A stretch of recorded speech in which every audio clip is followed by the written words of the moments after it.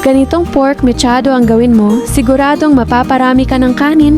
Napakasimple lang pero garantisadong malinamnam. Simulan natin sa paglilinis ng 1 kilong karne ng baboy. Siguraduhing maayos ang pagkakahugas bago tayo mag-umpisa. Habang pinapatuyo ang karne, i-prepare na natin ang ating aromatics at veggies.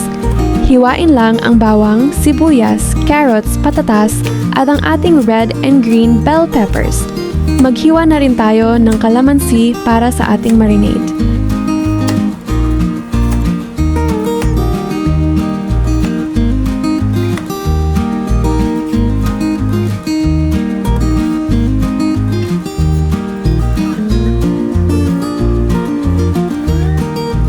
Sa isang bowl, ibabad ang karne sa toyo, pigaan ng kalamansi at pudpuran ng paminta.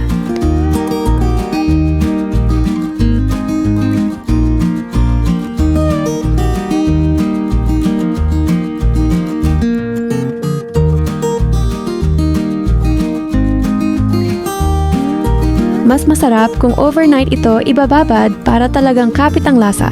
Pero kung nagmamadali, at least 2 hours ay sapat na. Magpainit muna tayo ng mantika sa kawali. Siguraduhing mainit na ito bago tayo magsalang. Iprito muna natin ng bahagya ang ating patatas at carrots.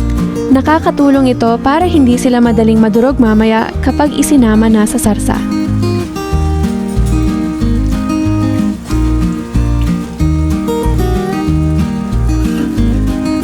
Kapag medyo brown na ang edges, hanguin at iset aside muna natin ang mga ito. Sa parehong mantika, i-sear natin ang ating marinated pork hanggang maging light golden brown. Importante ang step na ito para ma-seal ang flavor ng karne.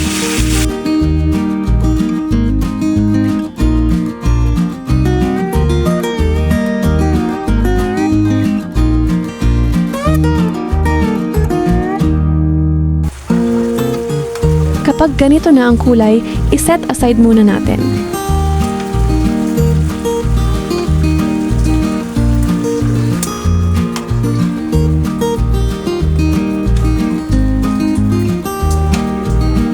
Bago maggisa, magbawas muna tayo ng mantika mula sa kawali para hindi maging masyadong oily ang ating sarsa. Iwanan lang ang sapat na dami para sa panggisa. Igisa na ang sibuyas at bawang hanggang sa bumango.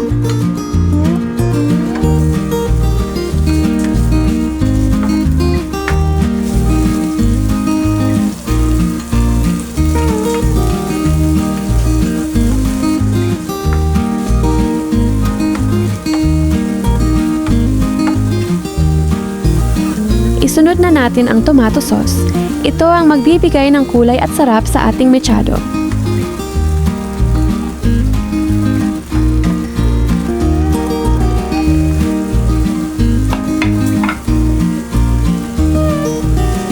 Ibalik na ang ating na-sear na karne.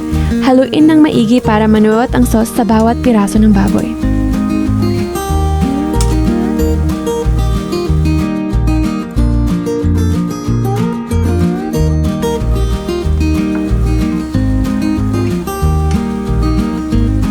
Ihalo na rin natin ang natirang marinade.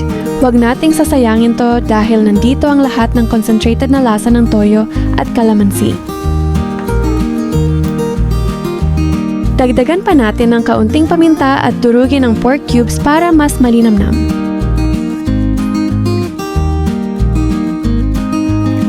Pagkatapos, buhusan na ng sapat na tubig hanggang sa lumubog ang lahat ng karne. Takpan muna natin. Low to medium heat at hayaang kumulo sa loob ng 45 minutes o hanggang sa lumambot ang baboy. Pagkatapos, timplahan na natin ng patis para sa alat na may umami at i-stir ng maigi para manuot ang lasa. Ngayong malambot na ang baboy, oras na para ilagay ang ating prinitong patatas, carrots at ang ating red and green bell peppers.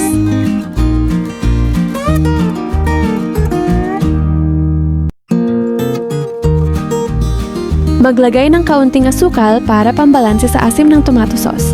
Halu-haluin lang ulit para mag-combine lahat ng flavors. Takpan muli at hayaang maluto ang veggies at lumapot pa ang sauce sa loob ng 5 minutes.